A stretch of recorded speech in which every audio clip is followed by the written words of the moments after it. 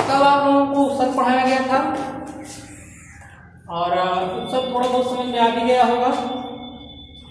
आज आपका जो टॉपिक है प्रत्यय है। जितने भी आपका कंपटीशन के एग्जाम होते हैं उसमें उपसर्ग और प्रत्यय को पूछा जाता है और लगता भी यही है कि हमको उपसर्ग और प्रत्यय जो हम करके आए हैं सही होगा।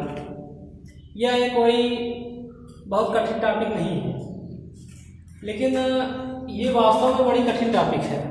अगर आपको कह सकते हो कि बीटीसी जो आप लोगों का एग्जाम है उसमें तो उतना कठिन चीज़ें नहीं पूछा जाता है, और लेकिन यह है कि आगे का किसी भी कंपटीशन को आप देंगे, चाहे आपका टेट हो गया या कुछ और भी परीक्षा देंगे, तो उसमें एक से बढ़कर एक उपसर्ग और प्रत्यय इस तरीके से पूछेंगे कि ये समझ नहीं आएगा कि जो हम कर रहे हैं ये सही है कि नहीं। इसलिए जो भी पढ़ाया जा रहा है बहुत ध्यान से समझिएगा, सुनिएगा और उसको अध्ययन करने की कोशिश करिएगा कि ये चीज़ जिससे आपको आसानी से आ जाए। और एक चीज़ और हम देख रहे हैं कि आप लोगों का पहली बात तो वीडियो समय सब लोग देख नहीं रहे हो, पहला शिकायत है। दूसरी शिकायत ये है कि लाइक भी कम आ रहा है, कमेंट भी कम आ रहा है। इस पर आप लोग फोकस करिए और जो आज चीज़ पढ़ाया जा रहा है उस पर भी फोकस करिएगा कि अंत तक वीडियो देखिएगा, क्योंकि ये बहुत ही ज़बरदस्त आज का वीडियो है। और ज़बरदस्त के साथ साथ आज आपको जो बताया जाएगा वो आपके लिए बहुत महत्वपूर्ण भी है। तो लिखिए, आप लोग प्रत्यय से शुरू करिए। प्रत्यय में लिखिए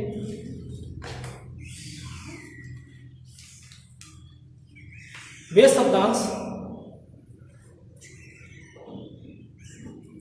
जो किसी मूल शब्द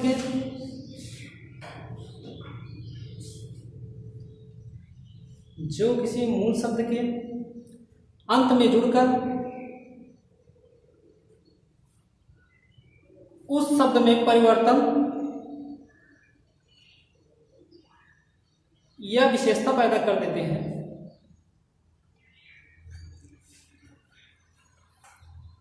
उसे प्रत्यय कहते हैं।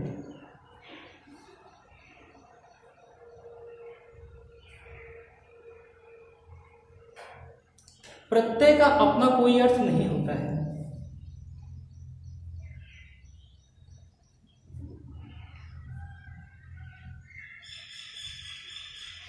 जबकि उपसर्ग का अपना कुछ न कुछ अर्थ होता है।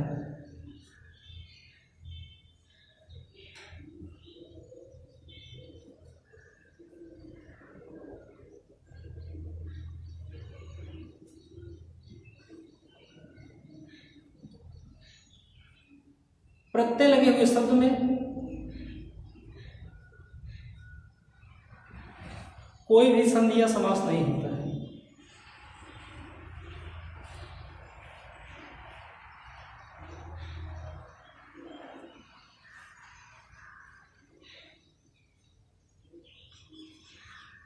प्रत्यय के दो भेद होते हैं।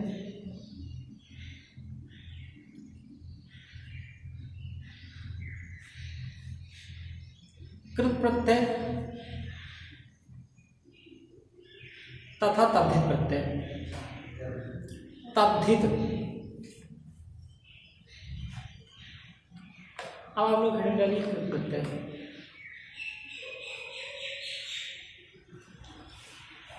वे प्रत्यय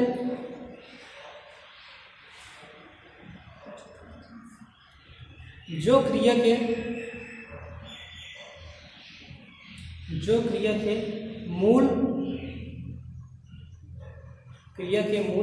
अर्थात धातु में जोड़े जाते हैं,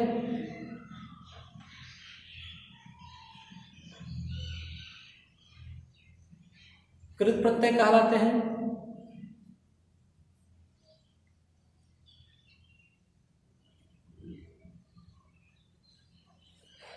कृत प्रत्यय लगाकर बने हुए शब्द को कृदंत शब्द कहते हैं।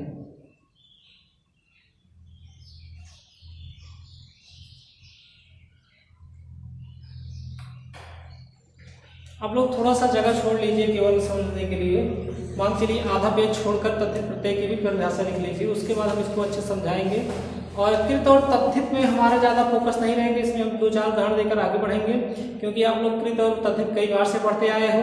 केवल आपको जो महत्वपूर्ण चीज़ें हैं वो है प्रत्यय पहचानने की ट्रिक, कि किस तरीके से आप प्रत्यय को पहचान सकते हो, आसानी से जान सकते हो इसमें कौन सा प्रत्यय है, इसमें हमारा ज़्यादा जोर रहेगा। इसलिए आप लोग आधा पेज छोड़कर तद्धित प्रत्यय के बारे में भी लिख लीजिए। हेडिंग डाल लीजिए तद्धित प्रत्यय, लिखिए वे प्रत्यय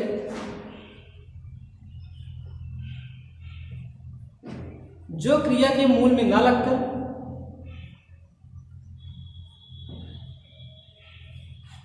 संज्ञा, सर्वनाम,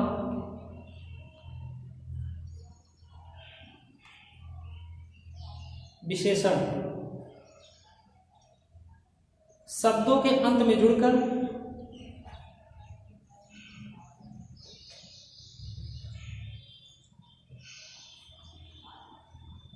उस शब्द में विशेषता या परिवर्तन लाते हैं,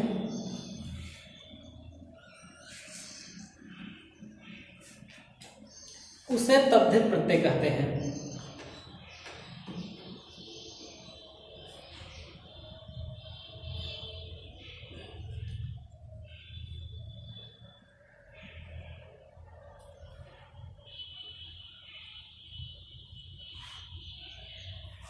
तद्धित प्रत्यय से बने शब्द को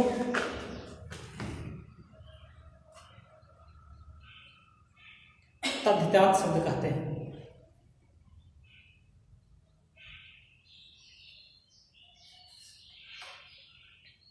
अब आप लोग पहले वाले पेज पे आ जाइए और देखिए कि किस तरीके से बताया गया है। पहला चीज हम ये बताए हैं, यहाँ पर जोड़ दिए हैं कि प्रत्यय का अपना कोई अर्थ नहीं होता है। पहला इसमें पॉइंट है महत्वपूर्ण, जो आपको ध्यान रखने वाली है हमेशा। दूसरा पॉइंट ये है कि ये क्रिया के मूल में लगता है, ठीक है। तीसरा पॉइंट लिखे हैं, बताएं इसमें कि कोई संधि या समास नहीं होता है। इसी तीनों पर पहले आपको एक प्रत्यय समझने की जरूरत है। पहले जैसे हम कहें कि इसका कोई भी प्रत्यय का कोई भी अर्थ नहीं होता है। कैसा नहीं होता है? कभी आप लोगों से जैसे पूछा गया था कि हिमालय में कौन सा संधि है, उसके बाद विद्यालय में कौन सा संधि है, तो आप लोग जल्दी से बता दिए कि आलय, ठीक है। अगर ऐसे और कोई भी शब्द पूछे होते जैसे रमेश में, तो आप कह देते इस उसमें जो है प्रत्यय लगा है, ठीक है, क्योंकि लास्ट का जो शब्द है वही प्रत्यय है आप लोगों के आधार पे, कि जो लास्ट में लगता है वही प्रत्यय होता है। इसीलिए बता रहे हैं कि जैसे एक लाइन में और भी लिखे हैं आप लोग कि प्रत्यय में कोई भी संधि या समास नहीं होता है। जो संधि और समास होता है ये दो सार्थक वर्णों को मेल कर सकते हो, दो उसमें दो पार्ट होते हैं, प्रथम पूर्व पद और उत्तर पद, उसमें दो पद होते हैं, सीधा ऐसा समझिए। जबकि प्रत्यय जो होता है उसका कोई अर्थ ही नहीं होता, उसका कोई मतलब ही नहीं होता है। तो यहाँ पर ध्यान देने वाली बात यह है कि अगर पीछे वाला शब्द कुछ भी रहे, आलय रहे, ईश रहे, इसका मतलब ये नहीं कि प्रत्यय है, क्योंकि कंडीशन यही है कि प्रत्यय जो होता है उसमें संधि और समास नहीं होता है। यहाँ पर ये ध्यान देने वाली जरूर सबसे बड़ी बात है कि प्रत्यय का अपना कोई अर्थ नहीं होता है। दूसरा महत्वपूर्ण बात है कि इसमें कोई भी समास या संधि नहीं होता है। तीसरी बात जो बताए थे कि ये क्रिया के मूल में लगता है। क्रिया किसे कहते हैं आपको पता होगा? जैसे पढ़ना, लिखना, चलना, खेलना, कूदना, चढ़ाई, ठीक है, पहुँचाना, चढ़ना, पहुँचना, ठीक है, दौड़ना, ये सारा चीज क्या होता है? क्रिया होता है। यानी क्रिया की परिभाषा क्या होती है? जिसमें किसी कार्य का करना या होना पाया जाए, उसे क्या कहते हैं? क्रिया कहते हैं। अब यहाँ पर एक शब्द था, क्रिया के मूल को धातु कहते हैं, ठीक। धातु आपको कैसे पता चलेगा कि धातु कौन सा है? धातु में ही प्रत्यय जोड़कर तो क्रिया बनाई जाती है। जैसे आप कह सकते हो धातु रूप एक आप लोग पढ़े हैं ना कि शब्द रूप धातु, धातु रूप में जैसे आप कहीं पढ़े हैं कि गम धातु, पट धातु, ठीक है, आस्था धातु, इस तरीके से आप लोग तमाम तरीके की धातुएं पढ़े हैं। जैसे गम धातु किस तरीके से चलता है? गच्छति गच्छता गच्छत। पट धातु कैसे चलता है?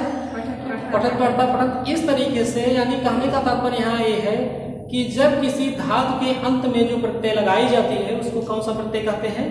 कृत प्रत्यय कहते हैं। ये तो आप आसानी समझ जाइए कि अगर आपको दिखाई दे पूर्व पद जो है यानी पहला वाला पद जो है वो ये दिखाई दे जाए कि इसमें किसी न किसी प्रकार की क्रिया है, तब तो आप जान जाइए कि यह क्या है, कृत प्रत्यय है। कृत और तद्धित पहचानने का सबसे बड़ा तरीका तो यही है कि अगर कोई कार्य आ जाए, जैसे चढ़ाई शब्द आ जाए, लिखावट शब्द आ जाए, लिखना शब्द आ जाए, ठीक है, लिखाई शब्द आ जाए, इस तरीके के शब्द हो, चढ़ाई शब्द आ जाए, ठीक है, पहुंचाई शब्द आ जाए, इस तरीके से कोई भी शब्द हो जिसमें आपको लगे कि कोई ना कोई इसमें क्रिया हो रही है, ठीक, कोई ना कोई इसमें क्रिया पाई जा रही है, तो आप जान जाइएगा कि ये कृत प्रत्यय है।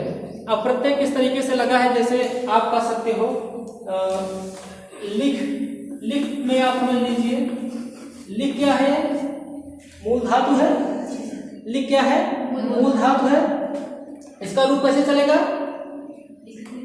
लिखत लिखना लिखत कह सकते हो, चलो ठीक है।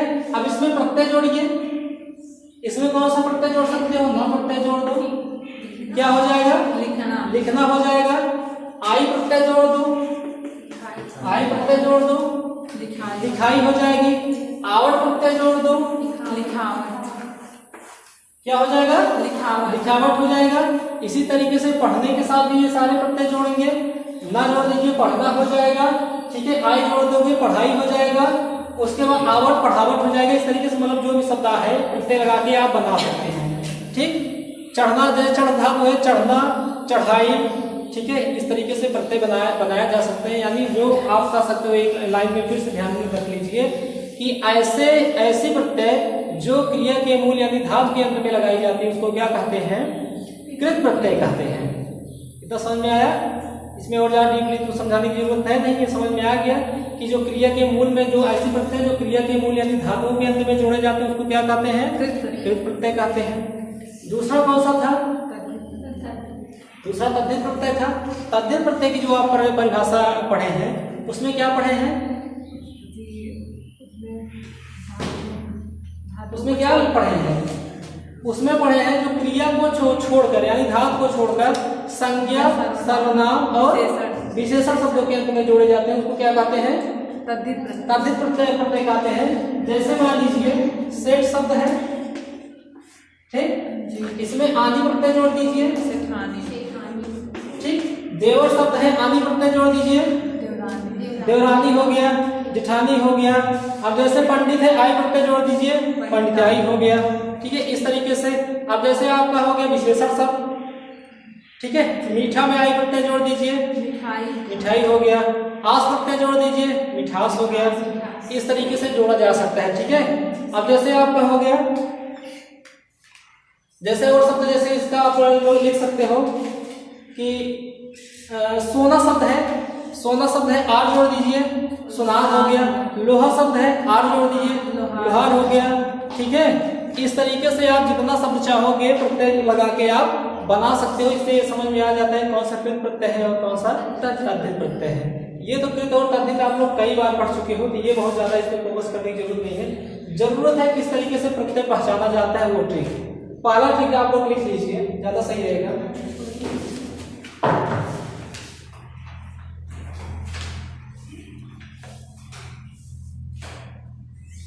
प्रत्यय लगाने पर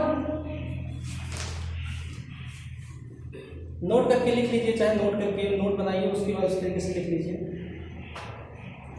प्रत्यय लगाने पर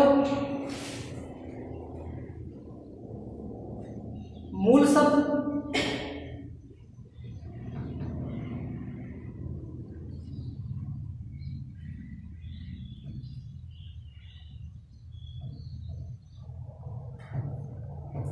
के अंतिम वर्ण में, एक मिनट,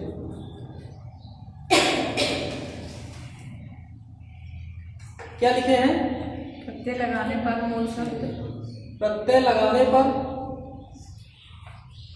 मूल शब्द के अंतिम में, मूल शब्द के अंतिम वर्ण में, मूल शब्द के अंतिम वर्ण में, प्रत्यय लगाने पर मूल शब्द के अंतिम वर्ण में प्रत्यय की मात्रा लगा दी जाती है।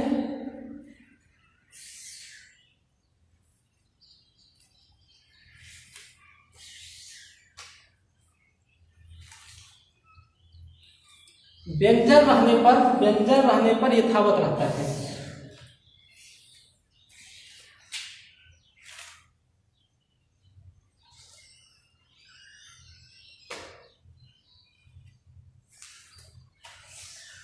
अब देखिए जैसे शब्द है कि जैसे शब्द है आपका हो गया सामाजिक।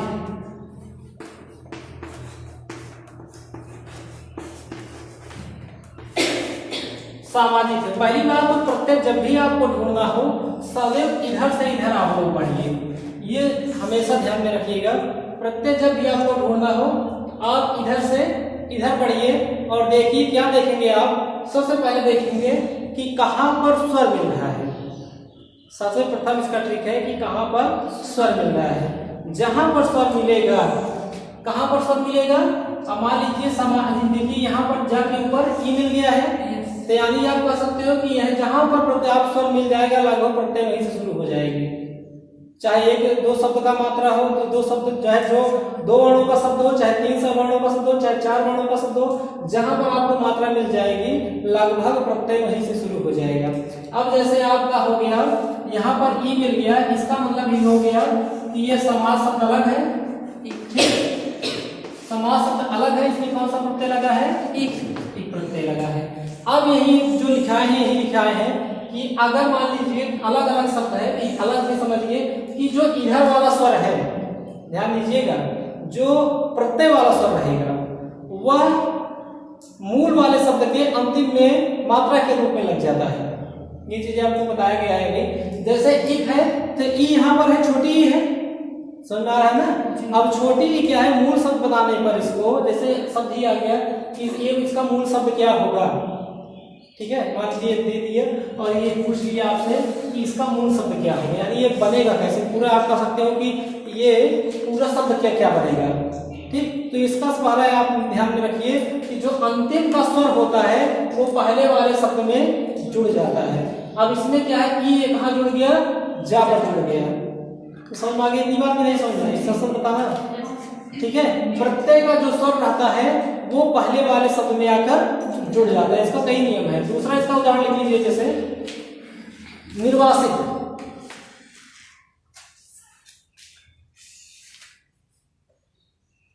दो चार शब्द लिख दीजिए, जैसे कनिष्ठ, दो चार शब्द लिख लीजिए, जैसे कनिष्ठ, बहाव,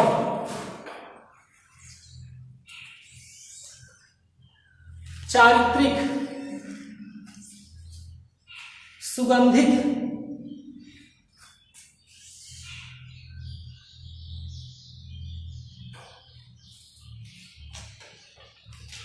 अब देखिए कटाव, एक और शब्द लिख लीजिए, कटाव। अब देखिए आप पीछे से आप चलिए, जहां पे आपको स्वर मिल रहा है पहला नियम क्या है, वहीं से आपका लगभग प्रत्यय शुरू हो जाएगा। ठीक, पहला नियम। दूसरा नियम क्या है कि जो वहीं जो जहां से जो प्रत्यय का स्वर रहेगा, जो प्रत्यय का स्वर है आप उसको विग्रह करके भी रख लीजिए, जो प्रत्यय का स्वर रहेगा वो पहले वाले शब्द पे लग जा रहा है। चारित्रिक में विग्रह क्या होगा, चरित्रधन। ठीक, चरित्रधन एक हो गया। तो ई जो है कहाँ लग जा रहा है, त्रा पे लग जा रहा है, क्योंकि त्रा जो है लास्ट का अक्षर है। ठीक है, उसके बाद और कौन सा शब्द लिखे, सुगंधित। सुगंधित में भी विग्रह करिए, सुगंधधन, तो उसमें क्या लगा, ई जब कहाँ लगा, धा पे लग गया ना, धा लास्ट शब्द है। और कौन सा शब्द लिखे आप लोग, कनिष्ठ। कनिष्ठ का पहले करिए, ठीक है। समझ में आ गया आप विग्रह करना, आपको किस तरीके से विग्रह करना भी है और किस तरीके से आपका वो मात्रा कहाँ जाके लग जा रहा है, ये तो आसानी से समझ में आ गया होगा ना।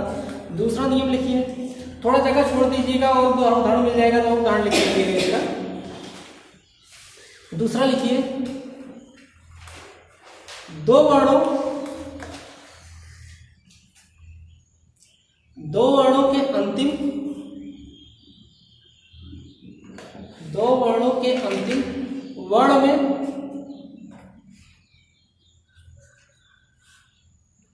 यदि बड़ा स्वर है, दीर्घ स्वर कह सकते हो, यदि दीर्घ स्वर है तो प्रत्यय भी लगभग वही होगा,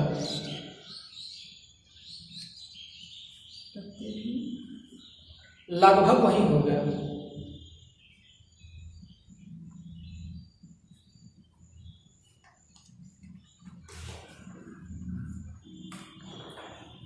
अब यहाँ पर ध्यान ये भी रखने की जरूरत है, जो मैं बता रहा हूँ इसका बहुत महत्वपूर्ण चीजें हैं। अगर दीर्घ है तब तो आप वहाँ पर रुक सकते हैं कि इसमें वहाँ से प्रत्यय निकल सकता है, लेकिन अगर शब्द मान लीजिए कि अंतिम वाला जो शब्द है उस पर अगर छोटी मात्रा लगी है, ह्रस्व मात्रा लगी है, तो वहाँ पर वो प्रत्यय नहीं होगा। कैसे नहीं होगा, पहले कैसे होगा, पहले ये लिख लीजिए, फिर कैसे नहीं होगा ये लिख लीजिए। इसको इसका उदाहरण लिखिए, जैसे इसका उदाहरण है चालू, चालू, कालू, लालू, छात्रा, सावधानी,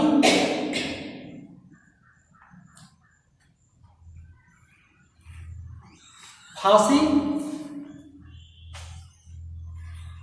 भारी, रेती।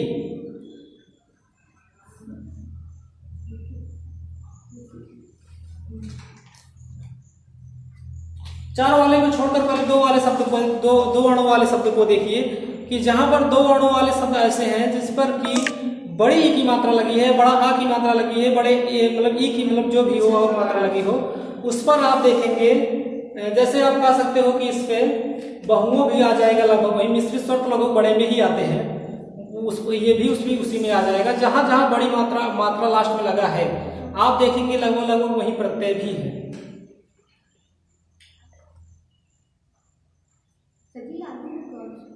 लाल, धनु, ठीक है। कोई भी शब्द देखिए जो बड़ा रहेगा वो आप देखेंगे कि लगभग अगर बड़ा मात्रा है, दीर्घ मात्रा है, तो लगभग वही प्रत्यय भी है। छोटा अगर मान लीजिए लास्ट में अगर कोई ऐसा शब्द है जिसमें कि छोटी ई या छोटा तो होता ही नहीं, मान लीजिए छोटा ऊ की मात्रा लगा है, तो वो वहां पर प्रत्यय नहीं होगा बल्कि आगे जाके प्रत्यय होगा। जैसे कैसे, जैसे शब्द आ गया आपका दयालु, ठीक, दयालु आ गया, तो दयालु में लास्ट में छोटी ऊ की मात्रा लगी है ना, इसलिए वहां पर वो नहीं है, बल्कि जहां पर बड़ा आ की मात्रा मिली वहां से जुट रहा है ना। समझ में आया? जैसे दयालु शब्द है तो प्रत्यय यहां से नहीं हो रहा है बल्कि यहां से हो रहा है, उसके आगे आइए, ठीक है। जहां बड़ा मिला वहां पर, यानी दया, धन, आल शब्द है, ठीक है। ये समझ में आया कि छोटा जहां रहेगा वहां से नहीं होगा, बल्कि बड़ा जहां से होगा वहीं से टूटेगा। सावधान, ई, सावधानी बड़ी मात्रा लगी है ना, तो बड़ा मात्रा जहां रहेगा लगभग बताया, क्या भी बताए कि बड़ा मात्रा जहां पर रहेगा लगभग वहीं पर उसका प्रत्यय भी रहेगा। यही तो समझा रहे हैं, समझ में आया ना। अब लिखिए अगला नियम, लिखिए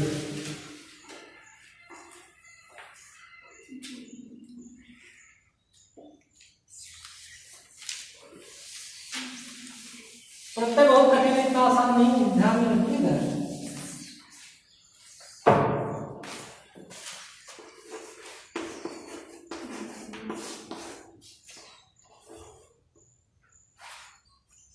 एक है कि ईथ है, एक है और ये दो शब्द निकल रहा है ना, टूट रहा है ना सब, सभी फांसी में फांस शब्द है, ठीक है, उसका सब फांस है। रेती का रे मूल शब्द है, और क्या है, छात्रा, सभी छात्र मूल शब्द है।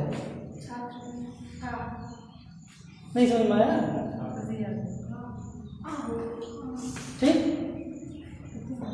अगर बड़ा की मात्रा है, ध्यान दीजिए, अगर बड़ा की मात्रा है लास्ट में तो प्रत्यय जो निकलेगा बड़ा आ ही निकलेगा। अगर बड़ी ई है तो प्रत्यय बड़ी ई ही होगी, बड़ा ऊ है तो प्रत्यय बड़ा ऊ भी होगा। कोई कंफ्यूजन? चलो इससे संबंधित देखिए, शब्द देखिए, बहुत महत्वपूर्ण चीज है। अब आप लोग शब्द लिखिए, पहले सब मूल शब्द लिखिए, ऐसे मूल शब्द, मूल शब्द। अब उसमें आगे फिर एक कॉलम ऐसे बनाइए, लिखिए प्रत्यय, ठीक। अब चाहे आगे लिख दीजिएगा, और उसके बाद उसमें आप क्या लिखेंगे, निर्मित शब्द या निर्मित शब्द या फिर भी लिख लीजिए।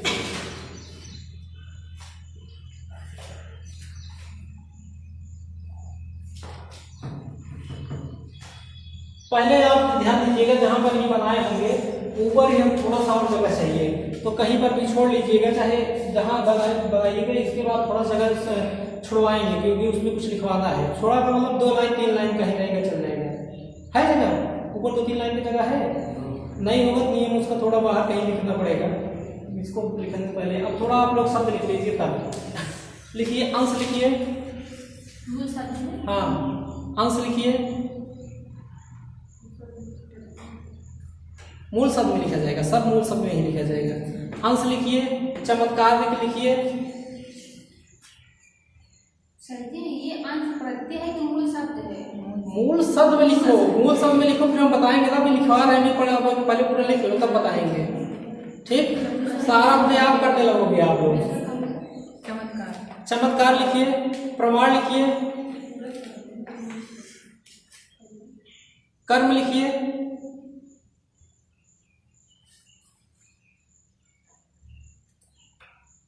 मध्यम लिखिए, मध्यम, परलोक लिखिए, परलोक लिखिए। उसके बाद विकल्प जल्दी जल्दी लिखते जाइए। विज्ञान, विवाह, प्रथम, धर्म,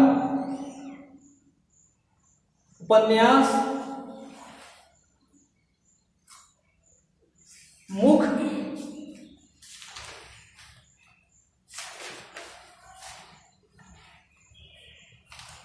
भूगोल,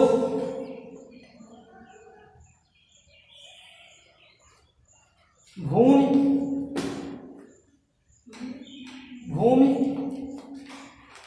इतिहास।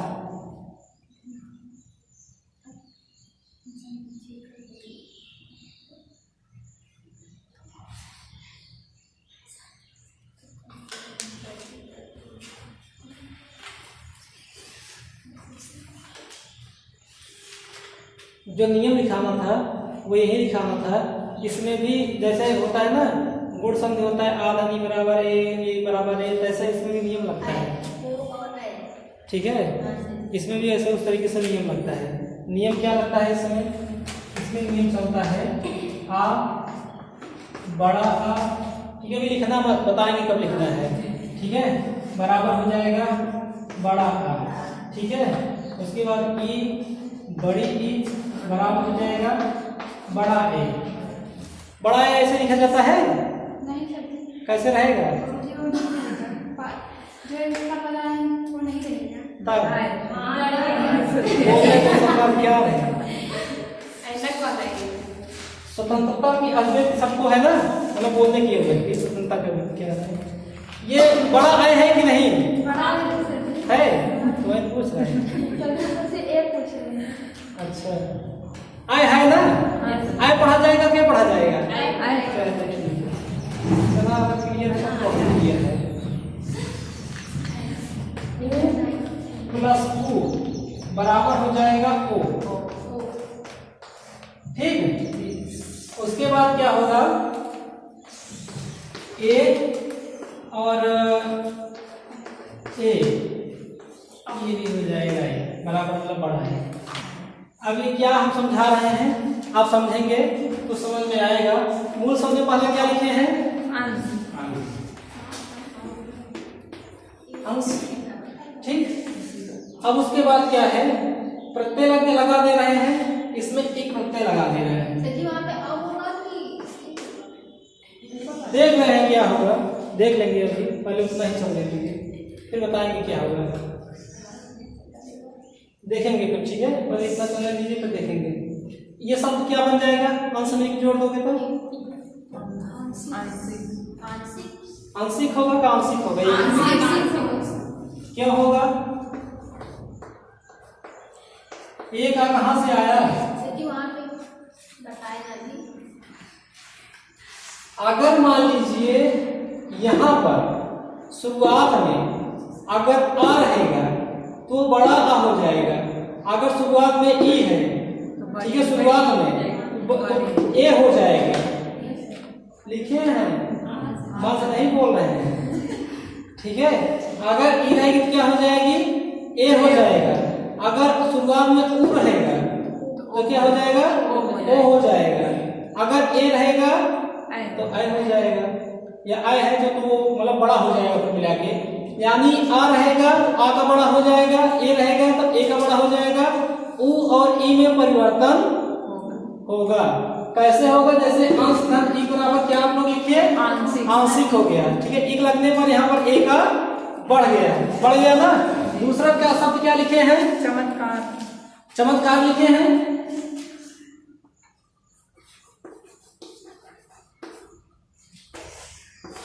अगर जैसे एक प्रत्यय जोड़ देंगे तो यहाँ पर एक मात्रा और बढ़ जाए, चमत्कारिक हो जाएगा, ठीक है। जैसे समाज शब्द लिखे हैं, समाज शब्द लिखे हैं तो यहाँ पर भी आ है जी, आ है ना, तो समझ में आ रहा है ना, यहाँ पर आ है।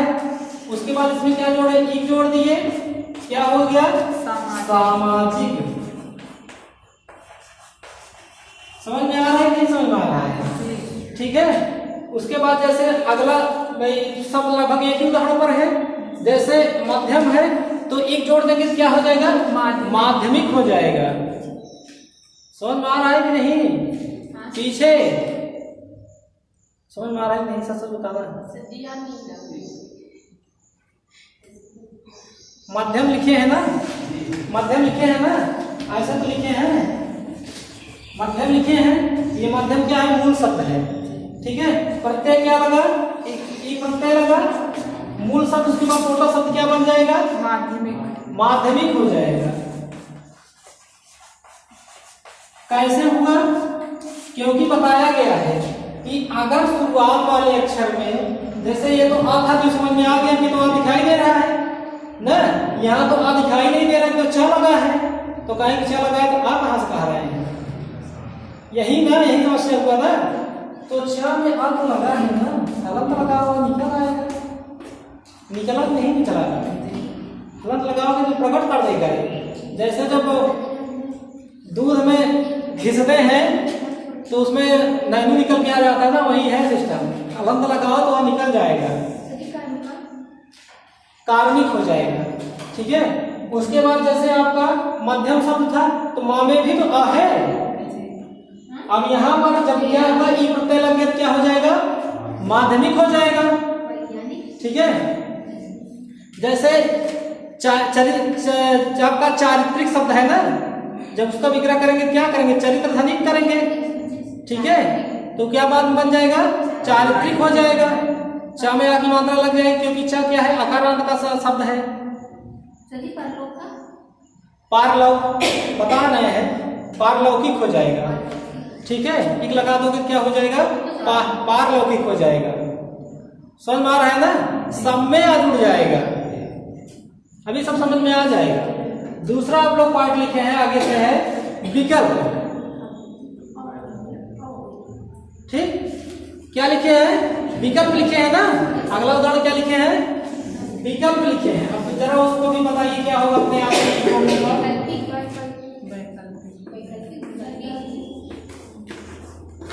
विकल्प शब्द है, एक प्रत्यय लगा, ठीक, शब्द क्या बन जाएगा,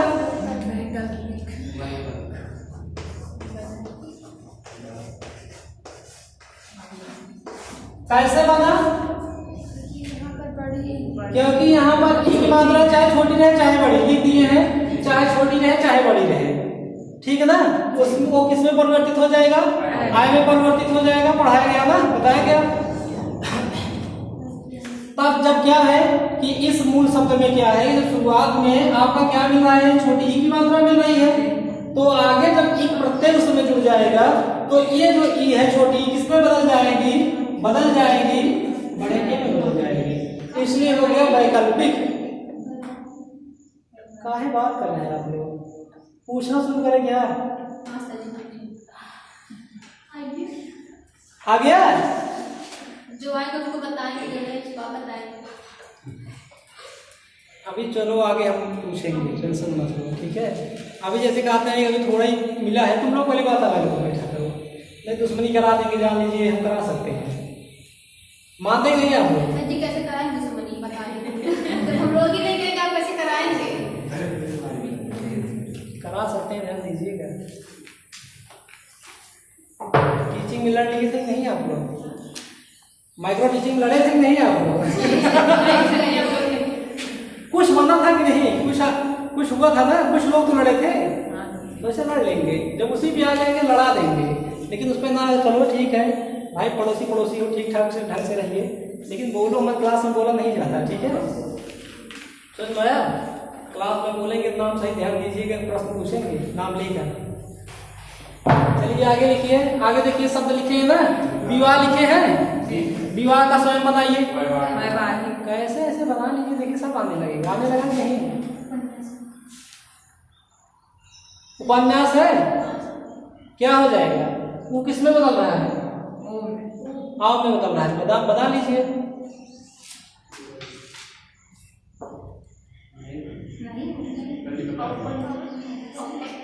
हाँ वही रहेगा, औपन्यासिक रहेगा, ठीक है? जैसे आगे देखिए अपने आप बता लेंगे, ये बड़ा में रहेगा, बड़ा में बदलेगा,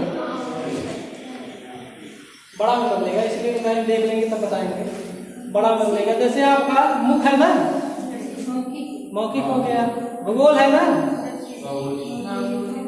क्या बात है, आ गया, कितना आ गया ना? ऐसे जैसे ऐसा भी आपको देख सकता है कि आपका क्या कर देगा, दो पार्ट तोड़ कर दे देगा, ठीक है? जैसे आपका क्या देगा, जैसे भूगोल से लिख दिया, एक लिख दिया, जैसे ऐसे भी आपसे पूछा जा सकता है, तो ऐसे भी आपसे पूछा जाएगा, जैसे पूछ लेगा, हाँ वही रहेगा, जैसे आपका हो गया, लिख देगा, ऐसे देगा, भूगोल दे देगा, कहेगा इसमें ई प्रत्यय लगा है, कौन सा प्रत्यय लगा है? ई प्रत्यय लगा है। अब आगे कौन सा शब्द बनेगा, ठीक है? तो आप लोग समझ नहीं पाएंगे कि इसमें क्या लगेगा, ये इसमें परिवर्तन करेंगे नहीं हो सकता है, ये बन जाएगा भौगोलिक। तो ये नियम जब पता रहेगा तब बनेगा, जब नियम नहीं पता रहेगा नहीं बनेगा, ठीक है?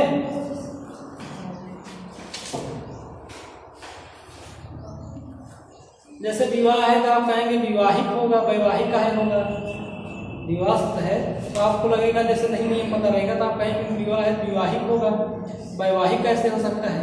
जब नियम पता रहेगा आप कहेंगे नहीं विवाहिक नहीं होगा, वैवाहिक होगा। उपसर्ग और प्रत्यय आपको बता रहे हैं, और भी ज़्यादा डीपली बढ़ाया जा सकता है, इससे भी ज़्यादा, और इतना नियम है इसका कि आप जब पूरा जानेंगे तब समझेंगे हाँ कुछ आने लगा है, अभी थोड़ा थोड़ा जान रहे हैं। आगे लिखिए, इसमें आगे उदाहरण देखिए, तो बन गया ना। इतिहास का क्या आप लोग बनाए? ऐतिहासिक बना लिए, ई का ए हो गया, ठीक। आगे लिखिए, अब इसमें आप लोगों से पूछेंगे आगे, स्वास्थ्य लिखिए, स्वास्थ्य, स्वस्थ लिखिए, स्वस्थ। देखिए पहले हम लिखे रहे तो आपको गड़बड़ कर देंगे।